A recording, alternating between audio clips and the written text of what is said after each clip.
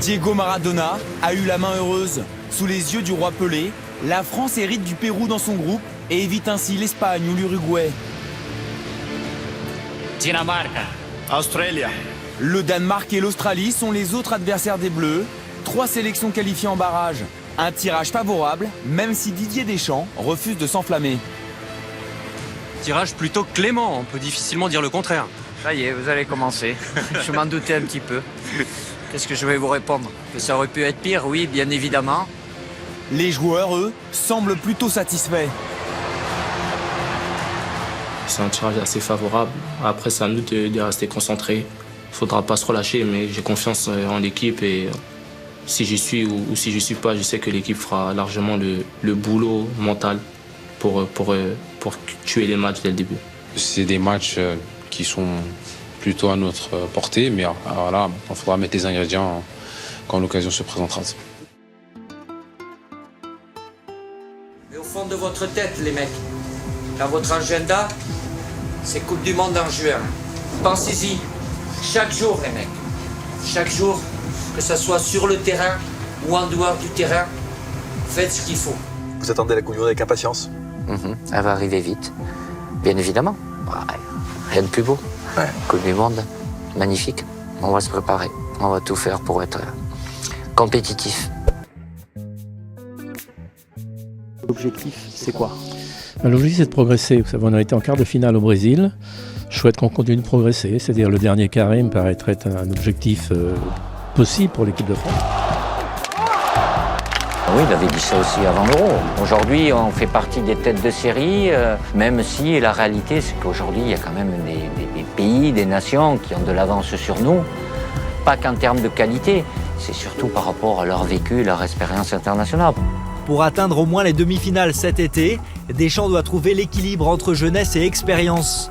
Il y a vraiment une bonne osmose entre les jeunes en devenir qui ont un très fort potentiel et puis les plus anciens comme moi. Et je pense que c'est l'une des meilleures équipes que j'ai pu connaître en équipe de France.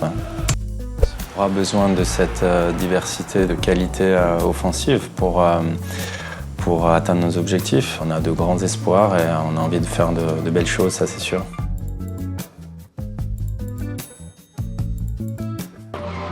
L'un des jours que j'attends le plus, c'est la liste pour savoir si j'y ferai partie ou pas, c'est normal. Et Coupe du Monde, il n'y a rien au-dessus.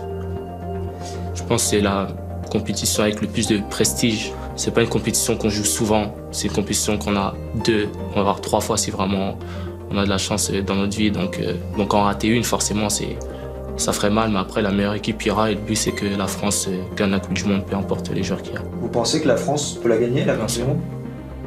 Bien sûr. À choisir cette année entre gagner la Ligue des Champions avec le Bayern ou la Coupe du Monde avec les Bleus? Coupe du Monde.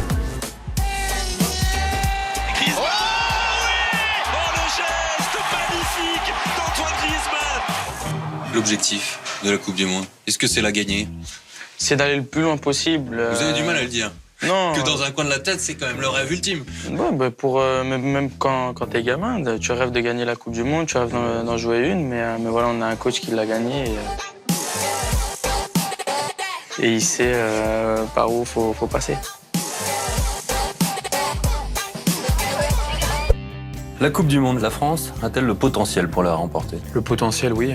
Les choix seront difficiles à faire pour le sélectionneur, tellement le réservoir est plein en termes de qualité.